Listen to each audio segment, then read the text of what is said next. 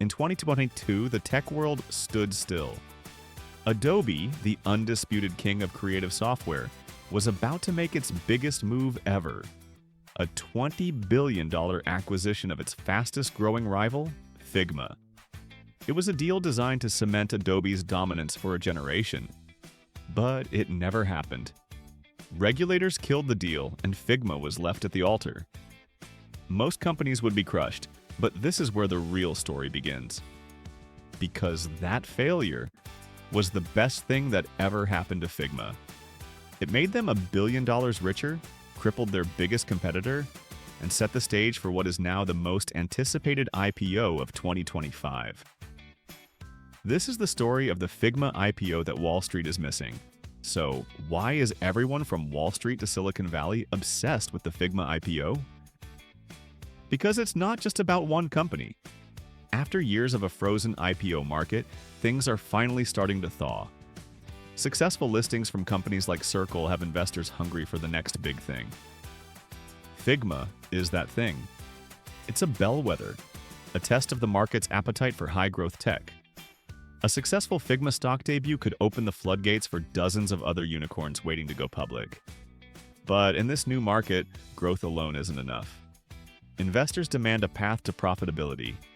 And as we'll see, Figma might just be the perfect company for this new era. Let's break down the deal itself. Figma plans to list on the New York Stock Exchange under the ticker symbol FIG. They're aiming for a massive valuation of up to $16.4 billion, offering nearly 37 million shares at a price between $25 and $28 each. But here's the interesting part. Most of that money isn't going to the company. Over 2/3 of the shares are being sold by early investors and insiders, the VCs and founders who are cashing in on their spectacular investment. Figma itself is only raising about $330 million, a relatively small sum for a company that already has over $1.5 billion in the bank. This tells us the Figma IPO is less about funding the company's growth and more about providing a massive payday for its early backers. So, is the hype justified? Let's look at the numbers from their S-1 filing. Figma's growth is staggering. They hit $749 million in revenue last year, up 48%. And that momentum is continuing, but their profitability has been a roller coaster.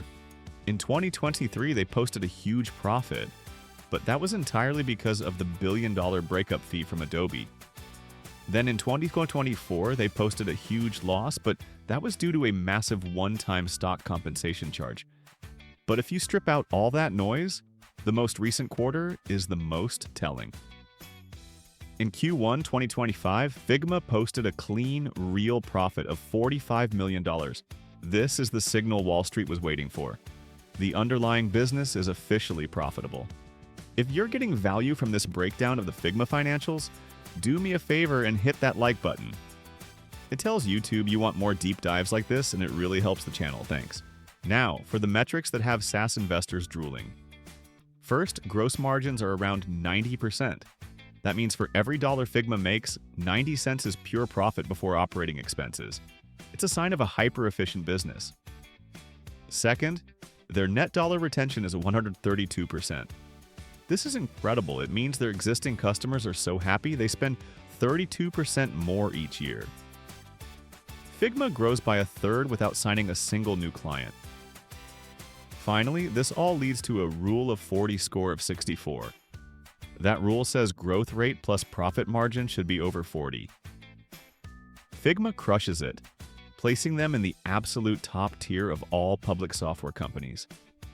This is why the Figma stock is commanding such a premium valuation. How did they build this financial engine?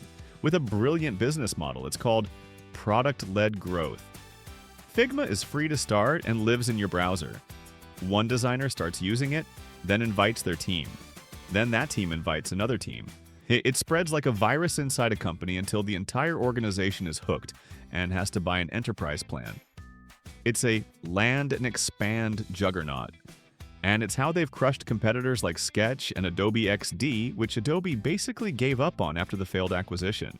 Figma isn't just a design tool anymore. With products like FigJam and Dev Mode, it's becoming the central operating system for how modern products get built. We're about to get into the biggest risks facing Figma, including one that could change everything. If you want to make sure you don't miss future analyses on the biggest stories in tech and finance, hit that subscribe button and turn on notifications. It's free and it helps a ton. But it's not all sunshine and rainbows. Figma faces huge risks. The biggest is the AI paradox. On one hand, Figma is building AI into its product to make designers more powerful. But on the other hand, what happens when AI gets so good it can create a perfect website from a single sentence? That kind of technology could make Figma itself obsolete. It's both their biggest opportunity and their biggest threat. Add to that the risk of being a public company. Pressure from shareholders could force them to make decisions that alienate their core users. And let's not forget their unconventional side bet, a $100 million investment in Bitcoin. It's a bold move that adds both buzz and volatility to the Figma stock story. So, what's the final verdict on the Figma IPO? The bull case is clear. You have a dominant market leader with a beloved product, a viral business model, and elite financial metrics that is just hitting profitability. They are led by a visionary founder, have a fortress balance sheet, and are expanding into a massive market. The bear case is just as compelling. The valuation is sky high, leaving little room for error. The biggest threat, AI, looms on the horizon. And the pressures of being a public company could erode the very culture that made them great. The story of Figma stock will be a battle between its incredible momentum and these formidable headwinds. So, what do you think? Is the Figma IPO a once-in-a-generation opportunity or a hyped-up stock to avoid?